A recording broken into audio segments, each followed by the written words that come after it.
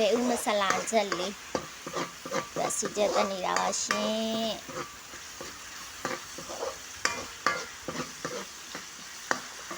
ပြီးရင်ဘဲဥလေးတွေထည့်မယ်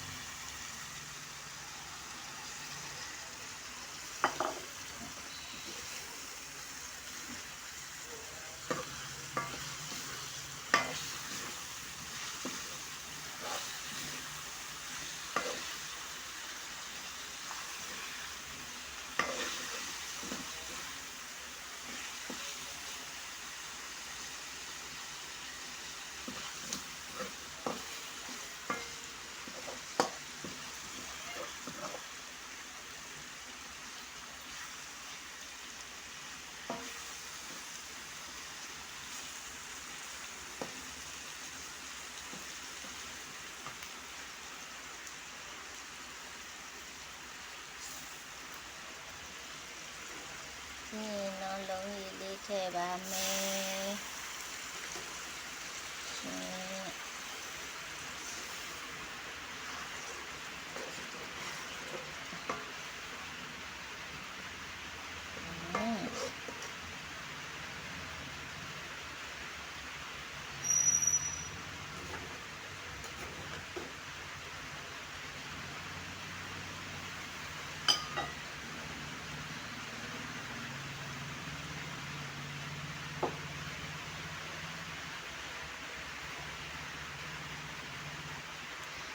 ချို့ကလေဘဲဥချက်လို့ဆင်ရင်အနှစ်လေးတွေထွက်သွားတယ်အနှစ်လေးတွေထွက်သွားတယ်ပြောနေကြတယ်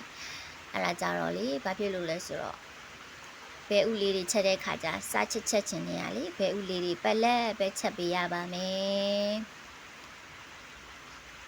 အဲ့တော့မအနှစ်လေးတွေကကြက်တဲ့အထိမထွက်ပဲနဲ့ဒီဘက်သူကြက်လေးနေနေမှာ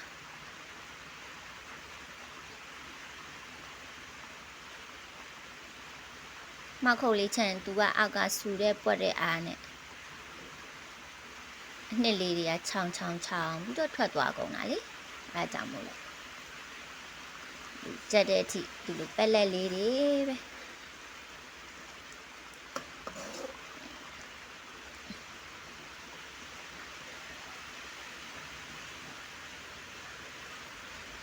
ချက်ရပါတယ်ရှင်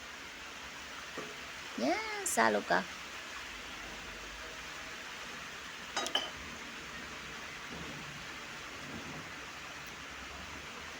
ဘဲဥမဆလာချက်လေးပါလက်ချက်ကြည့်ကြနော်နှစ်လေးတွေမထွက်အောင်ဘဲဥလေးကိုကြက်တဲ့အထိဒီလိုပက်လက်လေးတွေပဲလှမ်းပြီးချက်ရပါမယ်နော်ငယ်ချင်းတို့လက်ချက်ကြည့်ကြပါရှင်